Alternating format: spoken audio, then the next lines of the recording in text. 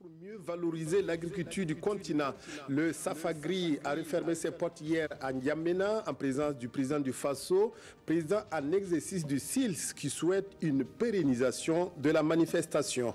La rue algérienne gronde toujours en dépit des mesures annoncées suite au retrait de la candidature d'Abdelaziz Bouteflika à la présidentielle du 18 avril prochain. Les Algériens exigent la fin pure et simple du régime.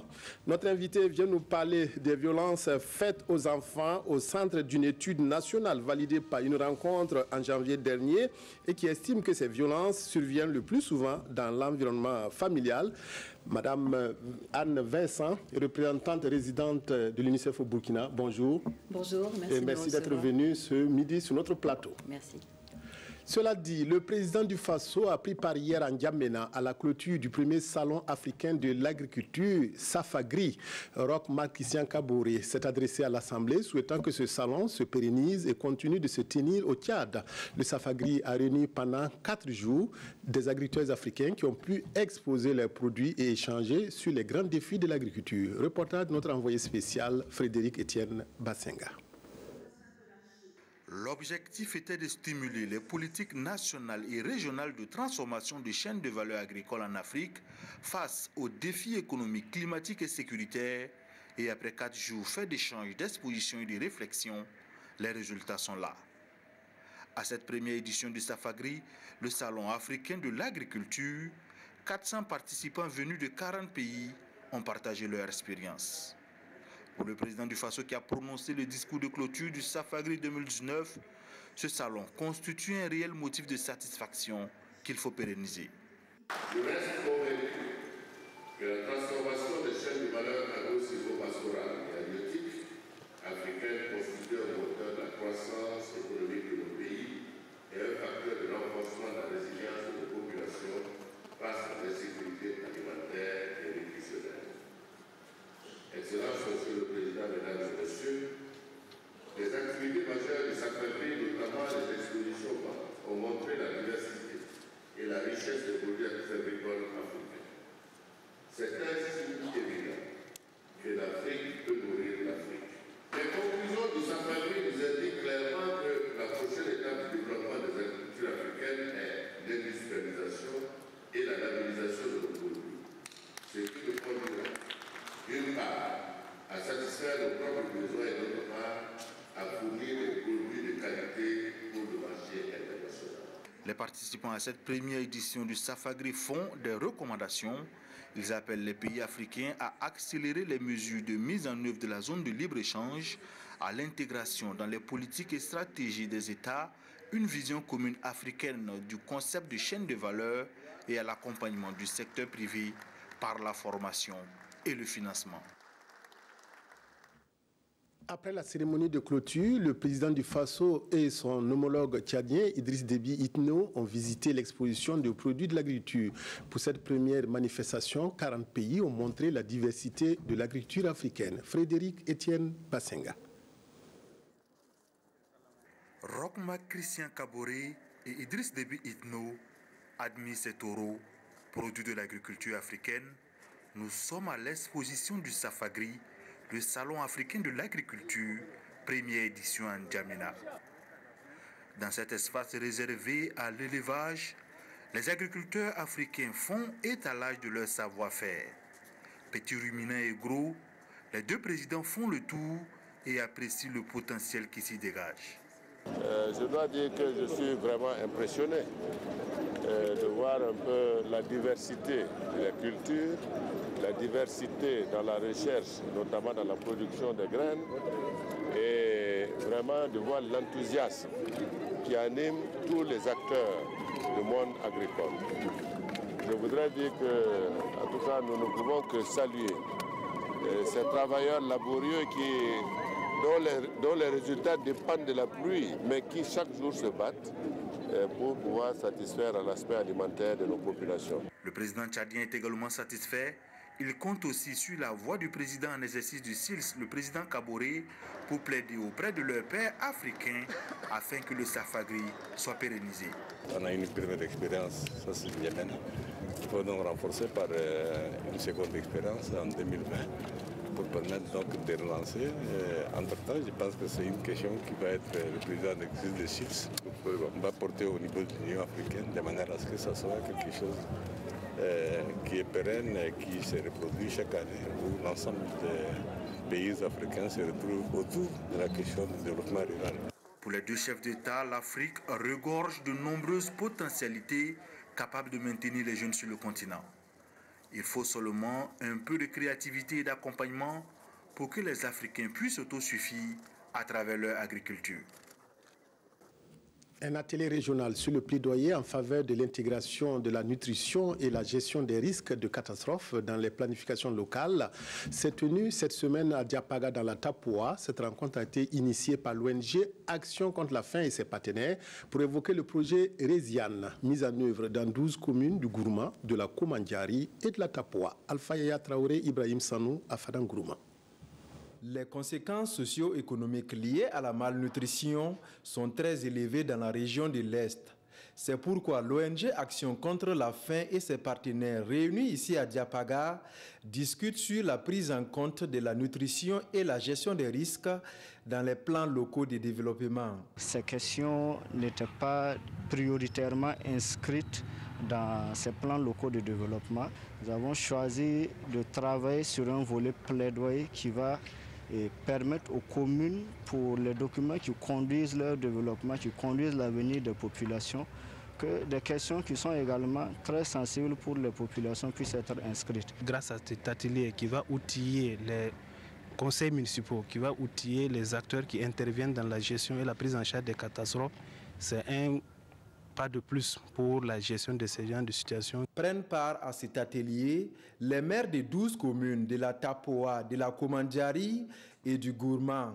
Chaque jour que Dieu fait, on vit des problèmes de conflit entre producteurs et éleveurs. Ça peut beaucoup nous aider à éviter, à sensibiliser, à lutter contre ces genres de choses. C'est avec enthousiasme et reconnaissance que nous accueillons effectivement cet appui. Nous sommes véritablement, en tout cas, disposés, en tout cas, à recevoir et à accompagner aussi au niveau des populations pour l'adhésion donc de cette thématique. Depuis 2016, l'ACF travaille en partenariat avec l'ONG Tintoa, Helvetas et Grut pour que les différentes communes intègrent ces questions de nutrition dans leur action au quotidien.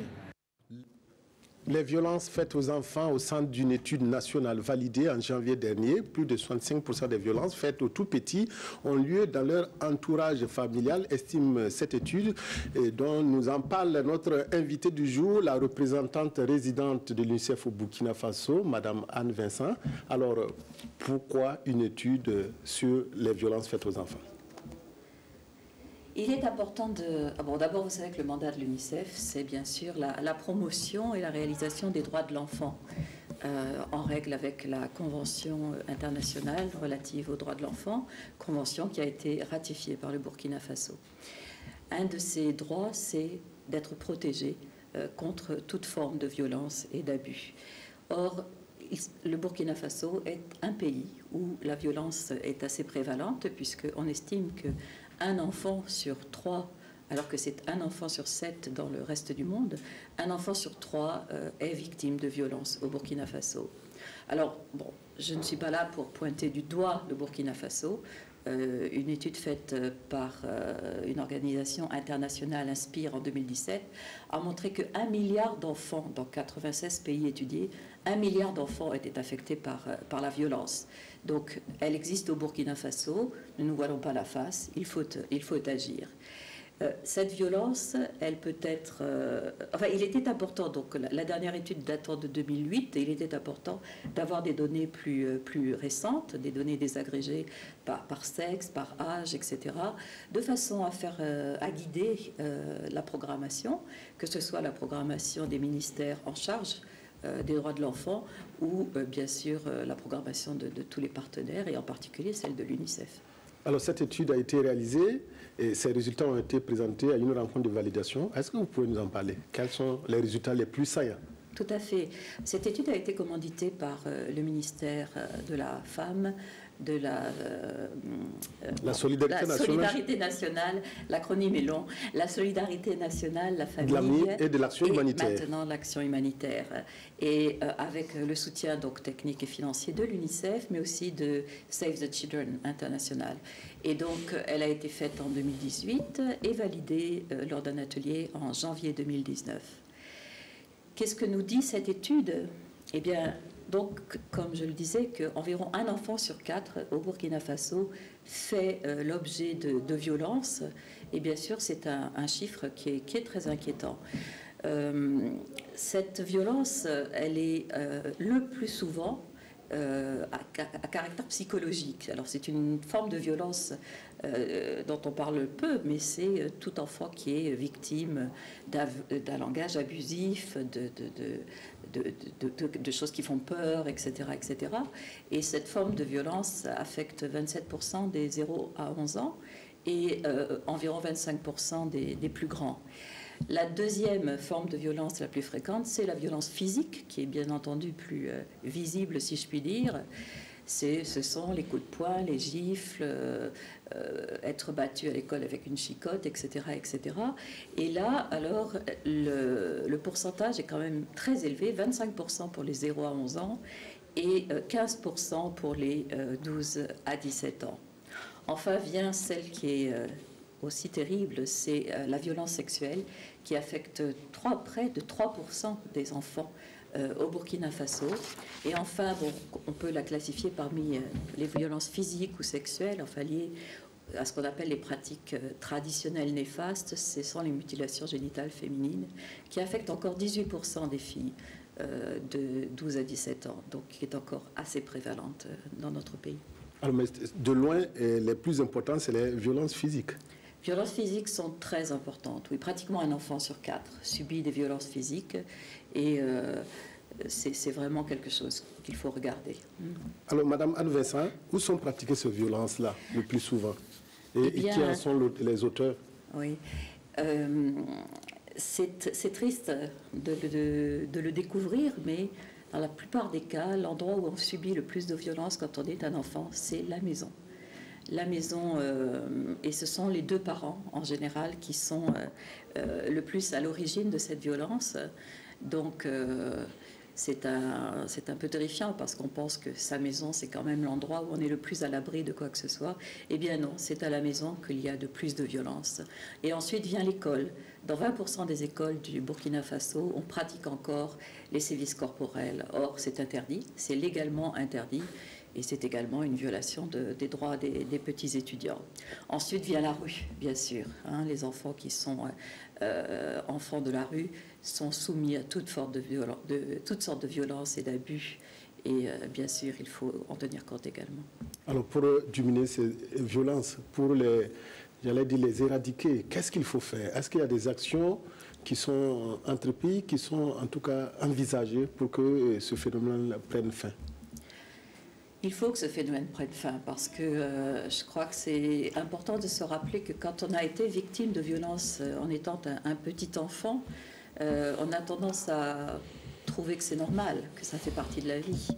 Et on a beaucoup plus de risques de répéter ça à l'âge adulte vis-à-vis de ses propres enfants, etc. Donc c'est vraiment quelque chose qu'il faut arrêter. Il faut briser ce cercle vicieux qui passe d'une génération à l'autre.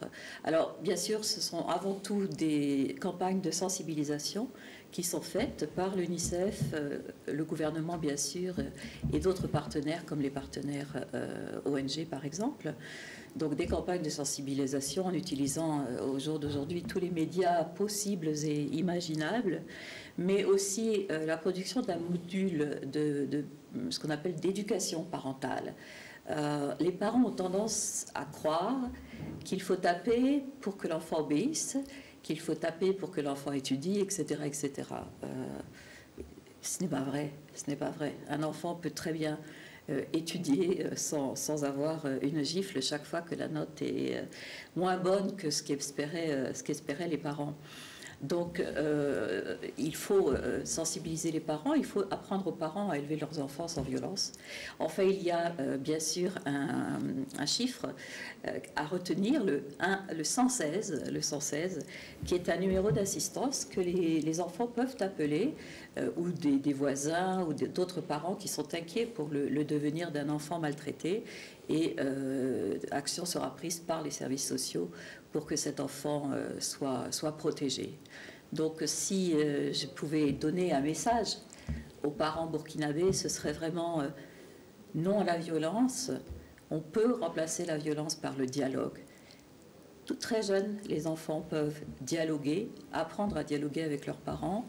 Et vous verrez que si vous arrivez à dialoguer avec vos enfants, vous n'aurez plus besoin d'avoir recours à des gestes ou un langage tout à fait négatif qui marquera probablement votre enfant pour le restant de ses jours. Alors, comme une dernière question, est-ce que, comme les violences faites aux femmes, est-ce qu'on peut envisager que la loi s'en saisisse?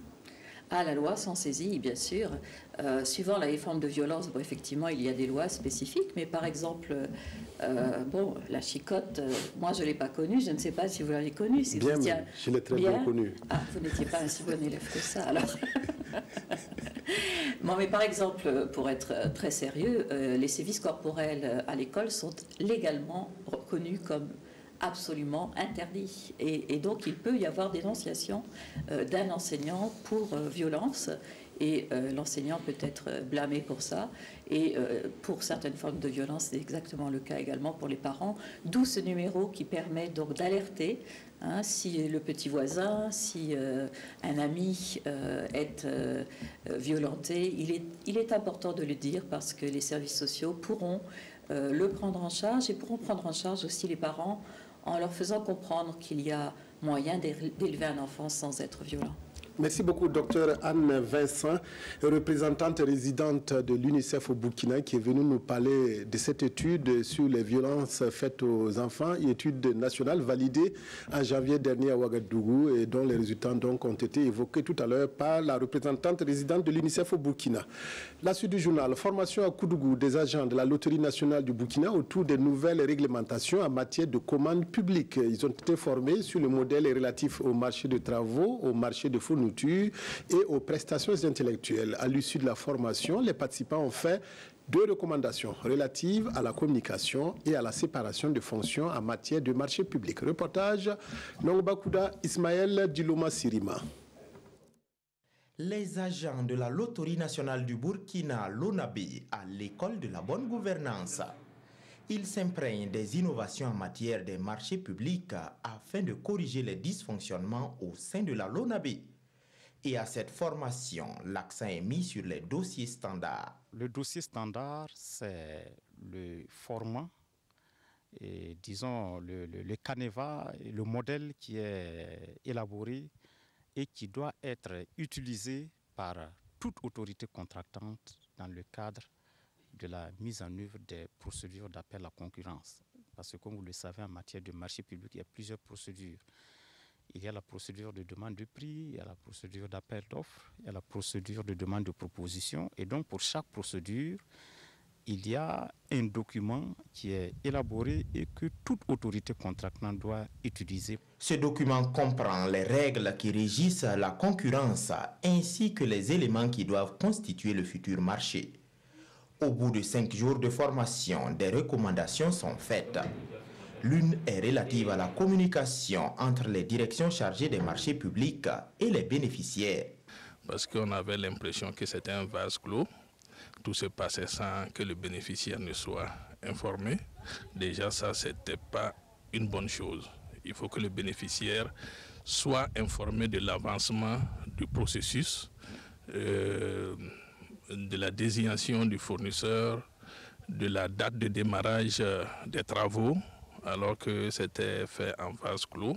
Une autre recommandation porte sur la séparation des fonctions de passation de marché et la fonction d'élaboration des contrats.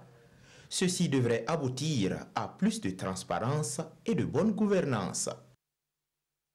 La troisième session des conférences au Faso sur le numérique a été lancée il y a quelques semaines à Bobo-Dioulasso. Ce matin, les conférenciers étaient à l'IAM à Ouagadougou pour des discussions avec les étudiants autour de la cybercriminalité. C'est une sensibilisation sur la protection des données à caractère personnel. Une initiative saluée par les premiers responsables de l'Institut et surtout par les étudiants. Roger Kam, Maïmouna Traoré. L'enseignement du jour porte sur un module spécifique, les réseaux sociaux face à la cybercriminalité. Ces étudiants de l'Institut africain de management utilisent souvent les réseaux sociaux sans connaître les enjeux liés à la protection des données à caractère personnel. Et pourtant, il suffit d'un clic ou d'une simple mise à jour pour exposer sa vie privée sur la place publique. Les mesures de protection simples, c'est quoi? Vous avez un téléphone portable, sachez que votre image est une information déjà à caractère personnel. Ne donnez pas ces informations gracieusement à Internet au grand public. De manière claire, on va dire, ce que tu n'es pas prêt à donner à ton voisin comme information, ne les balance pas sur le public. Toute information qui est mise à jour sur les plateformes de réseaux sociaux est archivée à jamais. C'est d'autant plus intéressant parce que nous sommes dans le milieu de la formation. Donc les étudiants sont d'abord les premiers à être interpellés par ce phénomène-là. Cette conférence s'inscrit dans le cadre des conférences au Faso sur le numérique, une tribune d'échange sur des thèmes relatifs aux technologies émergentes. Au-delà des conférences, aller même sur des activités de challenge, de concours, de hackathon et justement d'être sûr vraiment que les problématiques que les secteurs d'activité rencontrent aujourd'hui au Burkina Faso et en Afrique auront en tout cas une solution à travers l'innovation, la créativité au niveau local. Les élèves et étudiants sont des cibles potentielles et les séances d'information et de sensibilisation se poursuivront au profit d'autres établissements scolaires. La ville de Kaya a enregistré depuis le début de l'année 48 cas d'accidents de la circulation qui ont fait 10 morts. Ces statistiques interpellent les autorités qui ont décidé d'organiser une campagne de sensibilisation sur la sécurité routière. Cette campagne, faite de caravanes et de jeux concours, intéresse surtout les élèves impliqués dans la plupart des accidents de la circulation. Salifou Belem, Ernest Kambiré, reportage à Kaya. C'est une première pour interpeller les consciences sur la sécurité routière dans la ville de Kaya. Une parade motorisée qui met en relief le port du casque à travers quelques artères de la ville et la campagne de sensibilisation sur la sécurité routière au profit des élèves des établissements de Kaya peut ainsi commencer. Il faudrait circuler avec des casques. Parfois qu'on va circuler sans se protéger. Il y a beaucoup d'accidents qui mènent dans la ville. C'est une caravane sur le port de casque. Voilà, pour faire comprendre aux élèves que le port du casque est une nécessité vitale et que le conducteur et le passager d'un deux roues motorisé a l'obligation de porter le casque. Selon les chiffres, sur 48 cas d'accidents enregistrés depuis le début de l'année, une grande majorité implique les scolaires. Et il faut agir et vite. Nous sommes déjà à 10 morts suite à des accidents de circulation. Donc c'est dire que quand des événements comme ça vous arrivent, vous devez quand même vous lever et ensemble essayer de sensibiliser la population. Nous ne pouvons pas éradiquer les phénomènes, les accidents de la circulation, mais nous pouvons contribuer à les réduire. Et c'est dans cet esprit-là que nous avons organisé en fait ces journées de sensibilisation. Sensibiliser à grande échelle pour réduire les cas d'accident, les élèves de 6 établissements de la ville de Kaya ont pu revisiter avec les moniteurs de l'ONASER, l'Office national de la sécurité routière, les b.a.-ba du code de la route, l'excès de vitesse, le téléphone en circulation, les acrobaties ou encore le langage de la route. Tout a été passé en revue pour susciter un changement de comportement sur les écoliers. J'ai appris trop de choses. J'ai appris qu'il faut être prudent sur la voie pour éviter les accidents et sauver la vie des autres aussi. Cette première campagne de sensibilisation s'achève, une occasion pour récompenser les meilleurs des différents jeux concours organisés à cet effet. Dernier séjour du député Tibila Kaboré à l'Assemblée nationale, la dépouille du député du Mouvement du Peuple pour le Progrès, décédé mardi dernier, a été conduite ce matin à l'hémicycle où elle a reçu l'hommage des députés du gouvernement. Le disparu a été élevé au rang de commandeur de l'étalon à titre posthume avant que la dépouille prenne la route de Poutenga où aura lieu l'inhumation. Salifou Belem, Vincent Tiendrebeo. La dépouille mortelle du député Tibila Kaboré, transportée dans l'enceinte de l'Assemblée nationale par des députés pour l'hommage de la représentation nationale à un illustre disparu. Tous de blanc vêtus et dans leurs attributs d'élus nationaux, les députés étaient là. Avec eux, des membres du gouvernement. Premier acte de cet hommage solennel, une décoration posthume. Tibila Kabouri élevé au rang de commandeur de l'étalon par le ministre d'État Siméon Sawadogo. Puis, des représentants des différents groupes parlementaires se succèdent pour déplorer cette disparition d'un des leurs. Il loue toutes les qualités de l'homme dans sa carrière professionnelle et politique et réconforte son épouse et sa famille. Vient le tour du chef du Parlement burkinabé qui trouve difficilement ces mots. Comment trouver des mots justes, si tant il y en a, pour habiller une réalité si injuste? Batibila, d'ordinaire, tu le sais, un président de l'Assemblée nationale a pour rôle d'organiser le travail parlementaire et de diriger les débats en plénière. Mais Batibila, voilà que tu me soumets à l'épouvantable épreuve de te rendre hommage en de telles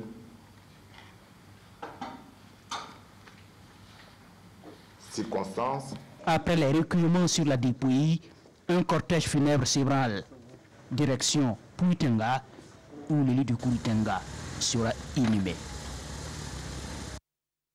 La colère des Algériens s'est une nouvelle fois manifestée dans les rues de plusieurs villes. Par milliers, ils sont descendus hier dans la rue pour le 4e vendredi consécutif pour exiger la fin du régime Bouteflika. Ce vendredi, il devait être un test après la décision du président algérien de ne pas se présenter pour un 5e mandat. Mais les mesures annoncées ont été jugées insultantes par les Algériens et n'ont pas calmé leurs ardeurs. Ce devait être un vendredi test pour le régime algérien. Les citoyens, malgré le retrait de leur président de la course à la présidentielle, sont à nouveau descendus en masse dans la rue en ce jour hebdomadaire de contestation. Certains étaient arrivés la veille à Alger, craignant d'être empêchés de rejoindre la capitale. Et les revendications n'ont pas changé. Je suis ici avec le peuple algérien pour demander à cette clique de s'en aller. On ne veut plus des vieilles têtes, on veut des nouveaux visages, on veut une nouvelle Algérie. On veut une république honnête, on veut des nouveaux visages.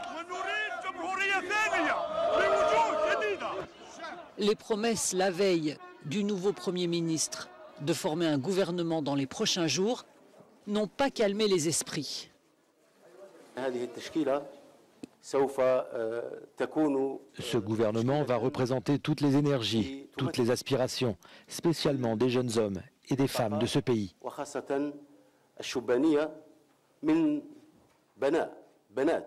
L'Algérie, vent debout contre son vieux président depuis le 22 février, dénonce aujourd'hui une mascarade constitutionnelle. Face à la colère, Abdelaziz Bouteflika a en effet repoussé la présidentielle prévue le 18 avril, annonçant l'élaboration d'une nouvelle constitution. Conséquence, il prolonge sine die son 4e mandat au-delà de son expiration le 28 avril. Merci à notre invité qui est resté avec nous jusqu'à la fin de cette édition. Merci à vous de l'avoir suivi. Excellente après-midi à toutes et à tous.